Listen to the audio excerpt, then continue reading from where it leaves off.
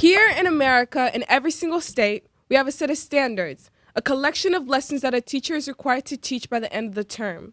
But the greatest lessons you will ever teach us will not come from your syllabus. The greatest lessons you will ever teach us, you will not even remember.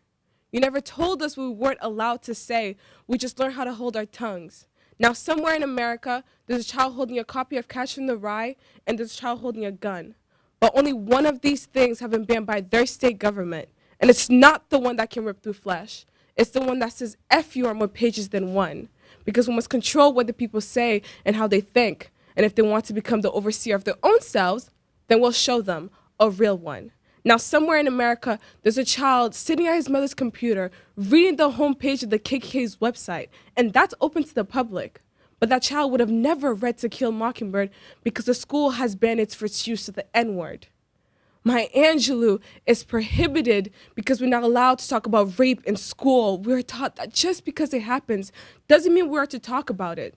They build us brand new shopping malls so we forget we're really standing on the bones of Hispanics, on the bones of the slaves, on the bones of Native Americans, on the bones of those who fought just to speak. Transcontinental railroads to Japanese internment camps, there are things missing from our history books, but we're taught that it is better to be silent than to make them uncomfortable. Now, somewhere in America, private schoolgirls search for hours through boutiques trying to find the prom dress of their dreams, while kids spend hours searching through a lost and found because winter's coming soon and that's the only jacket they'll have. Kids are late to class from work in the midnight shift. They give awards for best attendance, but not for keeping your family off the streets. These kids will call your music ghetto. They'll tell you don't talk right. Then they get in the back of a car with all their friends saying how they're about that life and we can't stop.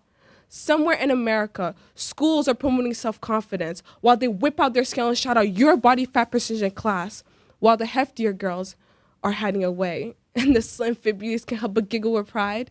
The preppy kids go thrift shopping because they think it sounds real fun. But we go because that's all we got money for. Because mama works for the city. Mama only gets paid once a month. Somewhere in America, a girl is getting felt up by a grown man on the subway. She's still in her school uniform, and that's part of the appeal. It's hard to run knee socks and Mary Janes, and all her male teachers know it too. Coaches cover up star athletes, raping freshmen after the dance. Women are killed for rejecting dates, but God forbid I bring my girlfriend to prom. Girls black out drunk at the after party. Take a picture before wounds wake her. How many pixels is your sanity worth? What's a 4.0 to a cold jury? What do you learn in class today? Don't walk fast, don't speak loud, keep your hands to yourself, keep your head down, keep your eyes on your own paper. If you don't know the answer, fill and see. Always wear earbuds when you ride the bus alone. If you feel like someone's following you, pretend you're on the phone. A teacher never fails. Only you do. Every state in America, the greatest lessons are the ones you don't remember learning. Thank you.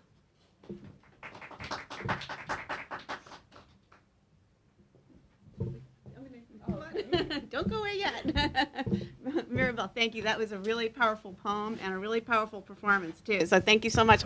Tell us a little bit of background about the poem and why you chose that poem. So originally it was me and my partner, Brickty, but she couldn't come today.